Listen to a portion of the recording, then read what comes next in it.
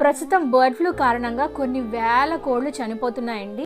ఎవరైతే ఈ cold form వాళ్ళు ఉన్నారో అందరూ కాదు, కొంతమంది చనిపోయిన కోళ్ళని ఏం చేస్తున్నారంటే ప్రాపర్గా డిస్పోజ్ చేయకుండా ఆ కోళ్ళ యొక్క అవశేషాలని సముద్రంలో ఇసిరేస్తున్నారు, ఇష్టం వచ్చినట్టు రోడ్డు పక్కన పాడేస్తున్నారు, కుక్కలకు మేతలా వేస్తున్నారు, ఫిష్లకు మేతలా వేస్తున్నారు. ఆ ఇన్ఫెక్ట్ అయిన కోళ్ళని కుక్కలు తినడం వల్ల వాటి నుంచి మిగతా జీవులకి ఈజీగా స్ప్రెడ్ అయ్యి ఇక వైరస్ చాలా ఫాస్ట్గా వ్యాప్తి చెందుతుంది. అలాగే మీరు చెరువులో పడేయడం వల్ల వాటిని చేపలు తిని, ఆ చేపలు మళ్ళీ బర్డ్స్ ఒక ప్రాంతం నుంచి ఇంకొక ప్రాంతానికి వెళ్ళటం వల్ల ఇక వైరస్ చాలా చాలా ఫాస్ట్గా వ్యాప్తి చెందుతుందండి. సో దీన్ని అరికట్టాలంటే ముందుగా ఎక్కడైతే కోళ్ళు చనిపోతున్నాయో ఆ పౌల్ట్రీ ఓనర్స్ ఎవరైతే ఉన్నారో వాళ్ళు కోళ్ళని ప్రాపర్గా డిస్పోజ్ చేయండి.